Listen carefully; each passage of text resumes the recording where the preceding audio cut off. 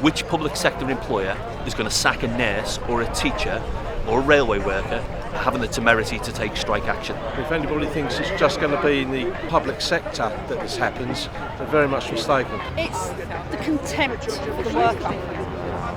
But nothing moves without the worker.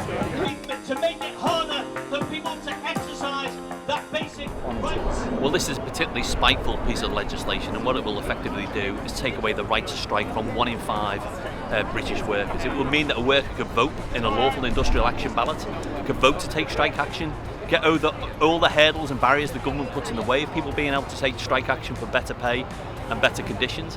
Their employer could then instruct them to work, and if they don't, they could be sacked. And I think that the public will find it absolutely reprehensible that a nurse, a paramedic, a teacher, a civil servant could be sacked for having the temerity to take strike action. So we're calling on politicians right across the political spectrum this evening to reject the bill. We are in the middle of a cost of living crisis, which in large part is a wages crisis. Real wages lower than they were actually at the time of the financial crash over a decade ago. And in that context, obviously hundreds of thousands of workers have said we can't afford another real terms pay cut. They've made that very difficult decision to take strike action. It means that they lose pay, it means they can't deliver the services that they're proud to deliver.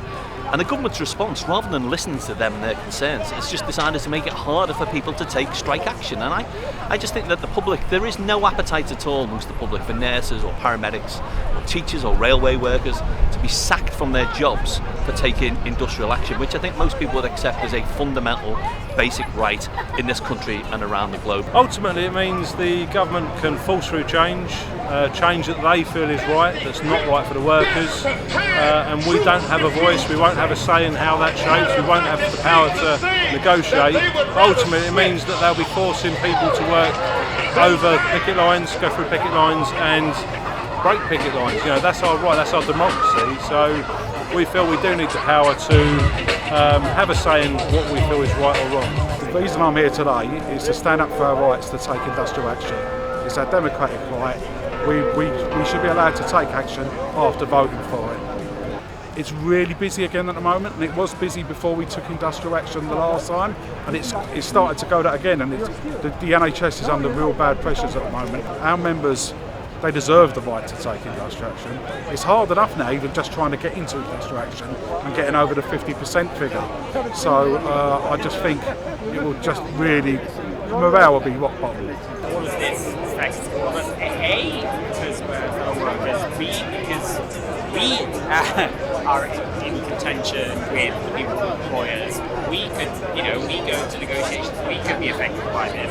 But also because it mainly affects people in the public services who offer essential services. It affects us just as people who benefit from those services. The whole country has had enough of being dictated to by the people in this building, and it's time we all stood up. And one of the fundamental rights of all working people, not just in this country but throughout the world, is the right to strike, and they want to take it away. They dress it up as it's got to be minimum service levels and things like this, but the bottom line is they want to stop people from striking. If anybody thinks it's just going to be in the public sector that this happens, they're very much mistaken, because as soon as they've got it there, they'll start pushing it onto the private sector as well, which will be millions upon millions of people will lose the right to say, no, I'm not going to put up with what you're dictating to me.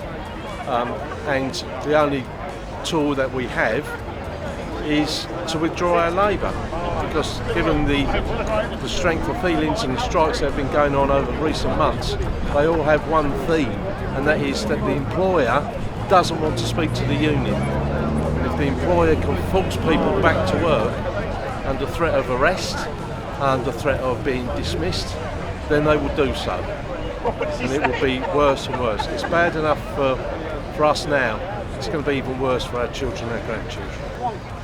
They don't want you striking, but they're going to force us to cross pickets. They're going on about a minimum service level, but there's already life and limb agreements in most things. Plenty of ambulances have broken pickets before. It's, what do you want us to do? Sign a petition, write a strong letter.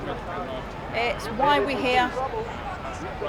As they say, patients are dying, so nurses have to strike. Nurses are not striking and causing patients to die. It's the contempt for the worker.